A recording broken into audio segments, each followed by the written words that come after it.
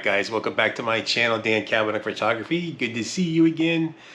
Today we need to talk about the Rollei 35 millimeter camera. Film camera, of course.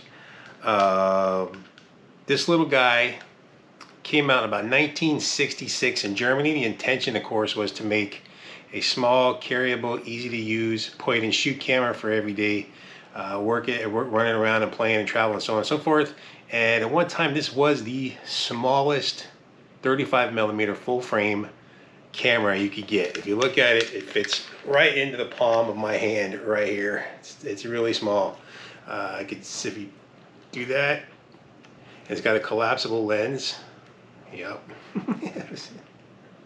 Anyways, the lens collapses down to make it even flatter.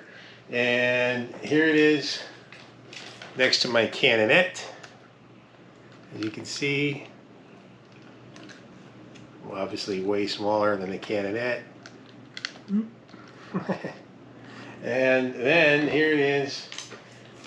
I'll show you right here, right next to my Canon 81. So just a much smaller, compact, tiny little camera. Thing is it any good? That's what really matters. They were really popular. They sold a ton of these things. As I said, they came out in 1966 in Germany. In 1971, the production went from Germany to Singapore. Apparently, there really isn't much of a discernible difference in quality between the two. The German models have become collector's items and are more sought after in that respect. However, if you just want to pick one up to go shoot, you don't need to worry about if it's made in Singapore or Germany. The quality is still very good. It's a full frame, obviously 35 millimeter. It's a viewfinder camera, as in you look in the viewfinder and you have no real controllable focus in it. It's a zone focus system. You see the numbers for the zones down here. So you can set that up. It also, on the top, you can see the top dials here. You can show your aperture and of course the shutter speed. Shutter speed goes up to 1/500th of a second, and it has a bulb mode. Then put a couple of different lenses in here. Zeiss 40 mm 3.5, and I'm gonna have to get my notes for this one. The Schneider Kleinsbach, something like that. Same thing though, 40 millimeter 3.5. How I stumbled across this was a YouTube channel that I follow. Can't remember exactly which one it was now, but I'm always looking for new cool cameras to check out. Because they're generally inexpensive and I love these old cameras, I pretty much want to try them all. So if something comes across that looks pretty cool, I'm going to go ahead and see if I can find one. So, and I heard about this thing and how cool it was. I said, well, I got to try that. So I went shopping.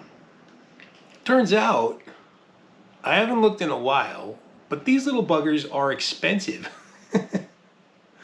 in comparison to other cameras. I mean, I buy a lot of these 35 millimeters and whatever because they're actually relatively inexpensive and fairly easy to find. You can get some really good deals on them. They've gone up in price in the last few years just because of demand and the resurgence of film photography. But when I went to look for one of these things, I was thinking, you know, $100 max, if that. I haven't, with the exception of my Rollei 3.5 and my Mamiya RB67, I haven't spent more than $100 on any film camera ever. I had no intention of doing that. So my goal, I figured I'd go buy one of these for less than $100. Well, I was wrong. If you want one that works. When I was looking for this, they were like $200 on the low end and $400 or $500 on the high end. I could not believe the price of these cameras. All the ones that I looked at, I bid on a few that were like $100. They all bid over $200. I just couldn't believe it. My local camera store had one of these for $500. I was like, what? $500 for a 1966 funky point little shoot camera? I haven't looked. Maybe they're cheaper now, but I was really blown away that it was that expensive. I mean, you could get them under, but you know, you want one that's a nice one that's going to work. One of the other kind of rules, if I want to try to find a camera, I really want to try the best I can for the dollars I can, because they are old and they're expensive to have fixed. So I bid on several, got outbid. I decided my cap was going to be 200 bucks. I'd go ahead and swallow that pill. But I wanted to find a nice one for $200 or under. That was my goal. I was hoping and hoping. So one day I finally came across this one. It was a Canadian seller. The eBay story was that he had never shot it. He's just kind of a reseller of stuff on eBay and wasn't a camera guy. All the pictures made it look nice. It had a case, even came with a flash. And it's funny because the hot shoe's on the bottom of this camera. It had a flash, and everything looked really nice on the listing. And he had a money-back guarantee, which was really important.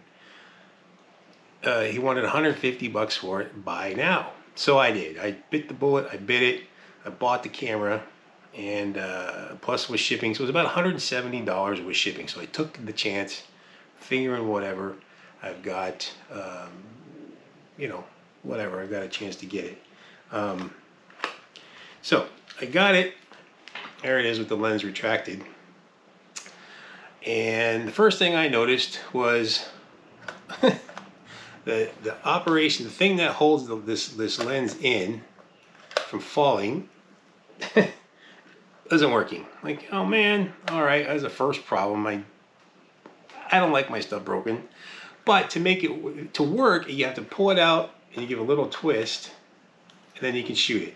So that worked fine. And then I shot 5 or 6, dry runs, and then I put a roll of film in it. Well, the very first shot, I click it, and it sort of stops. I mean, it's not like mechanical. Well, I mean, it's mechanical, but it's not like electric. By the way, this does have a built-in light meter, but it takes one of those 1.35 mercury batteries. I didn't mess with that. I was shooting Sunny 16. So I'm like, oh man. So I take my picture, and it's stuck. It's like it won't advance. I'm thinking the shutter is stuck. That's the problem. Over a course of a few minutes, it releases and whatever. So what the heck? So I advance the film, take another picture, and I'm able to get 2 or 3 pictures, and I'm like, okay, it's cool. So I decided to start shooting. This thing gets stuck again. Like, you got to be kidding me. So okay, what now? What am I gonna do now? So okay, I just don't want to deal with this. I have a guy, Vermont, I think it's Vermont Camera Repair. I'll put his link down below. He's very reasonable to have one of these fixed. In fact, the guy I heard about this from, I remember his stories, that this is where I got this Vermont guy from, is he bought one of these and got his fixed for like 99 bucks. So like, oh man. So I had these problems. I'm like, oh man, I decided to contact the seller. And the seller says, well, if I keep it, I'll refund you $80. So that would have put me out like 90 bucks for the camera. And I'm like, okay, I'll think about that. Is it worth it? I don't know. So what I decided to do is struggle through this roll of film that I had in it, since it was taking a few pictures here and there and then would stop and then would start again. So I struggled through the roll of film. Much to my surprise, the pictures came out pretty good, and this lens was really sharp, so I was kind of excited about that.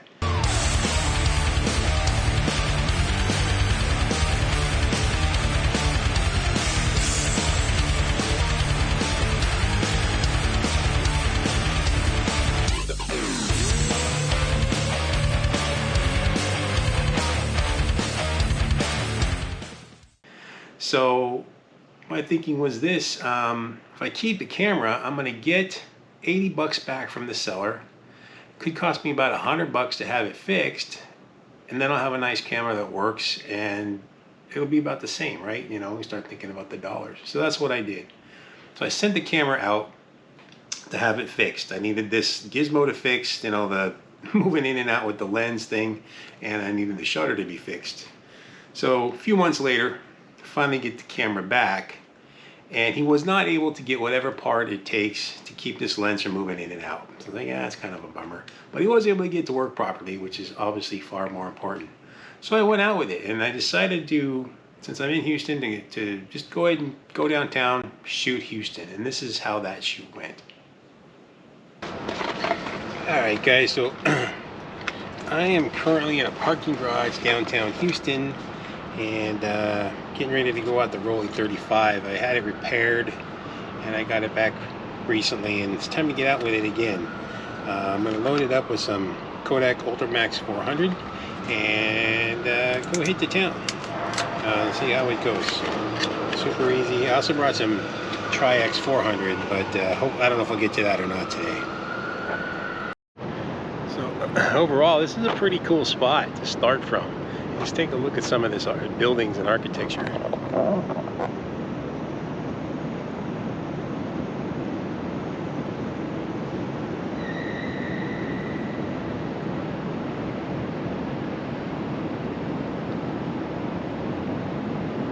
There is just a really cool church. Now, so many churches are just built so cool. Crazy amount of work and effort that goes into them, and I guess they get their point and want to be glory to God. But just take a look at this church here.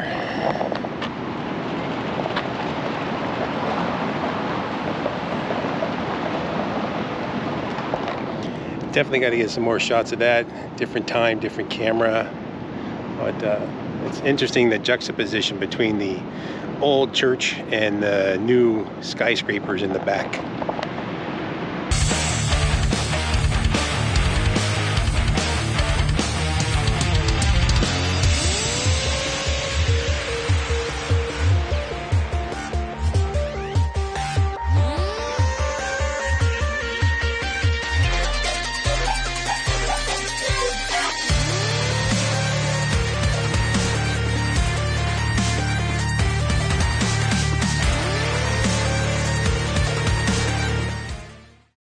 Alright, I think I'm gonna go down and hit the streets around here. Right downtown Houston, gonna do a little street photography, see what I can do with the 40. Not a lot of people out yet at the moment. What's interesting about Houston, especially in comparison from the Bay Area where I come from, besides the heat, it's 100 degrees right now. The city is really clean. I mean, there's no garbage anywhere, no graffiti anywhere. It's not like San Francisco where you have that stuff in spades, along with homelessness and drugs and needles and everything else. You know, just kind of the comparison is pretty amazing. So we're going to tool around and see what we can get today.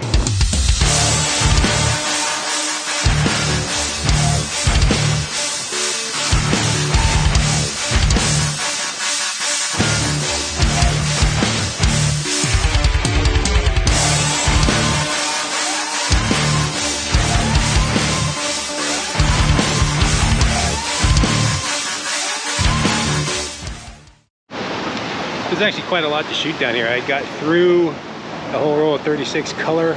I don't really have time at the moment to throw in the black and white, but I'm going to go ahead and do that and come back and get some of the black and whites. And I think the black and white will be really cool amongst all these buildings and kind of crazy light with all the you know, differences in contrast. So I'm going to go ahead and do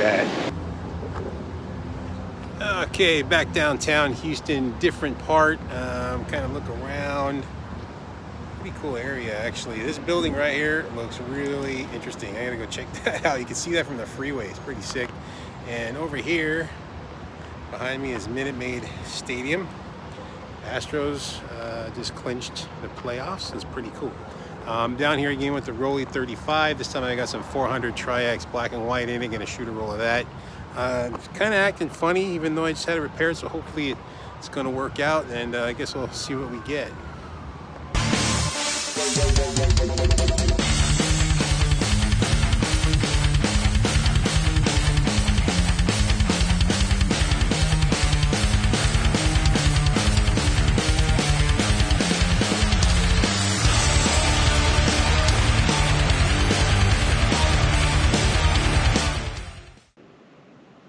So overall, after seeing those pictures, I'm like, you know, it's totally cool, totally worth keeping. At the end of the day, it's a crazy story for this camera, but I do recommend it. I think it's a really good option for a little point and shoot if you want something. It's got a really sharp lens, it's easy to use, and it's fully featured in that you can choose the aperture and the shutter speed. So you can shoot Sunny 16 or whatever it is you want to do with no problems, because some of these point and shoots, like my Canonette here, much bigger camera, came out around a similar time. This doesn't have the same features that this does. This has an auto feature, which is cool. I guess this would too, thinking about it, since it's got a built-in meter. But anyway, yeah, this one has more limitations than this one. I'll talk about this one in another video. So at the end of the day, this is totally a cool camera, totally worth it. I'm totally happy that I got it. The little nuances that, like this not staying in, bugs me a little bit, but whatever. I recommend it if you really want to get one of these things. I do think they're pricey for the money. I think there's other point and shoots that are better priced that give you similar quality. But it is super cool. I like having it in my collection, and I totally recommend it. That's my story, guys. I'm sticking to it. A little convoluted and messed up. Whatever. It takes great pictures, right? That's what matters at the end. So thank you so much for watching. Please like and subscribe. And that's it for now. You know what I always say? Keep shooting. Take care, guys. I'm out.